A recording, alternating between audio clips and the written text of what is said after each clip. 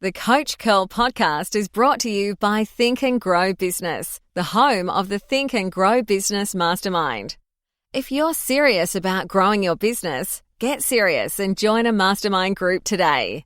Find out more at thinkandgrowbusiness.com.au. Hey there, it's Coach Curl here from today's Leader, the Coach Curl podcast. Welcome to Leadership Lessons from Life. Way to go, guys. Way to go. Keep it going. Good job, guys. All right, Paul. I see you. All right, John. Good job. Coach Curl. Great job, guys.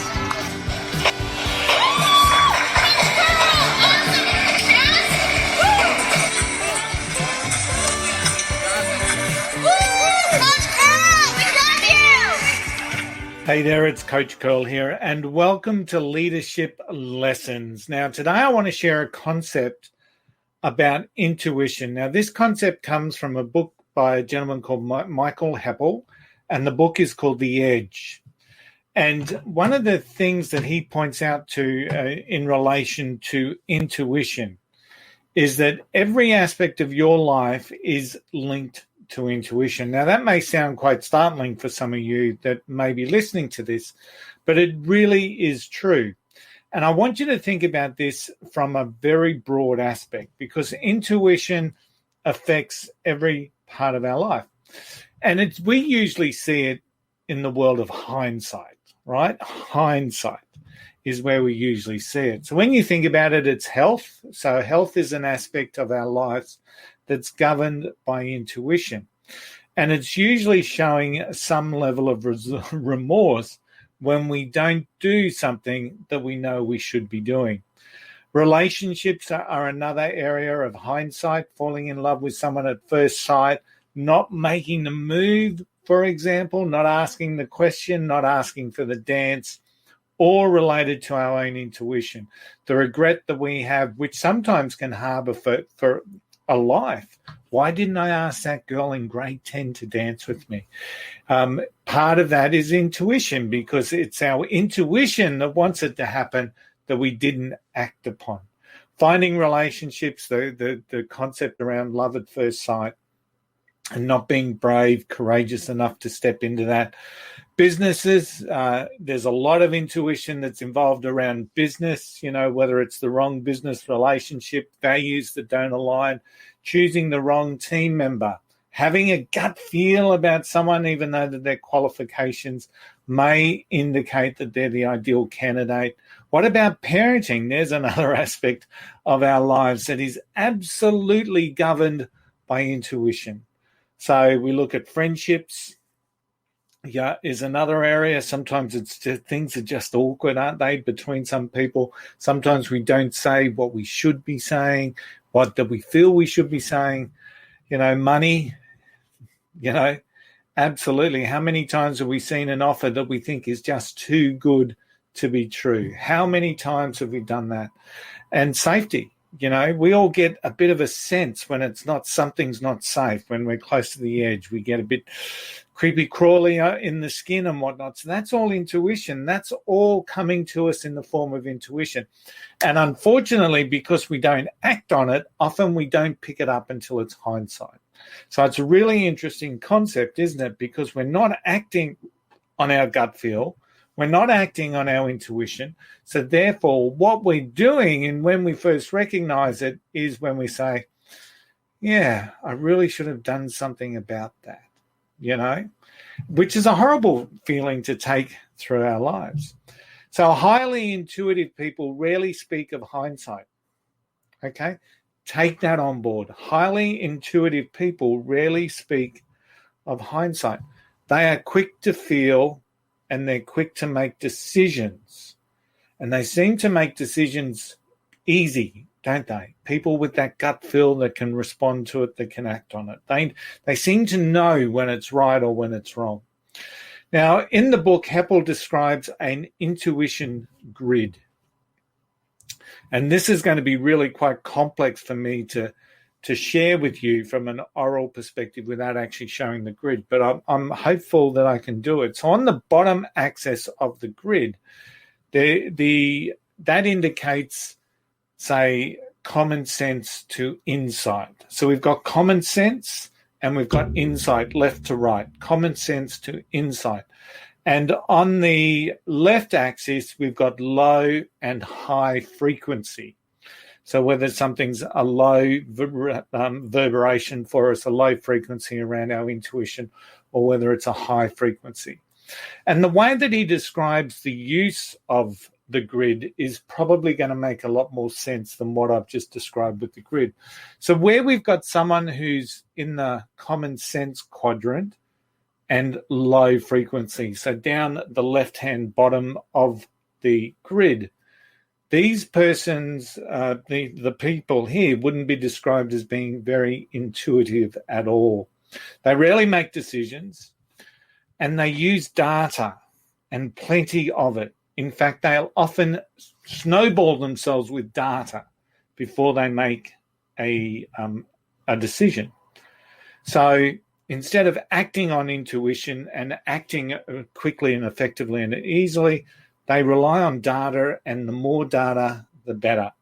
And one of their favorite sayings is, "I don't know," which is giving them an excuse not to use their own intuition. Then when we're looking down the left-hand side and we're looking at someone who's in the common sense but high frequency, and once again, this person eats up data and takes in knowledge easily. And usually what they've got is this data-filled spreadsheet. So they take data to the next level, but they've got it for high frequency, actually can make decisions. But the other thing about this person is that they can look at a lot of data and summarize it really quickly. So they can look at a profit and loss spreadsheet and they can pull out the 3 or 4 key figures and indicate whether a business is in trouble or whether a business is going incredibly successfully. So they make decisions with a little bit more ease because they've got that high frequency approach to the data. Then along the bottom of the graph, we've got insight. So we're looking at people with insight but low frequency. These people have moments of genius, and when they do have their aha moments, they're usually because they look back on how right they were. Right, so they've had an intuitive thought, didn't act on it, and then ultimately they look back because they've operated at a low frequency. They look back and they realize that, hey, I was right. But that doesn't make much sense if you haven't actually acted on your intuition, on your gut feel. Unfortunately, in this case, it indicates they've got good insight and they've got good intuition, but they rarely use it. So, and maybe you're one of those people. I'm not sure I understand. And I've just got Siri telling me she doesn't understand. So it's all good. But it is, it indicates they've got good insight. They've just got to learn how to use it and how to trust it, more importantly. And then right up in the top right-hand corner, we've got people who have insight and they've got high frequency. And these people are often using their intuition and making decisions based on their feelings and their gut feel. They've got this uncanny knack of being able to visualize future events and outcomes and act on gut instinct. So we've got a graph. The bottom left is really rarely making decisions around using our instinct, our intuition, our gut feel. And the people in the top right corner are very adept at making decisions based around gut feeling and gut instinct and learning to listen and trust and act on their intuition.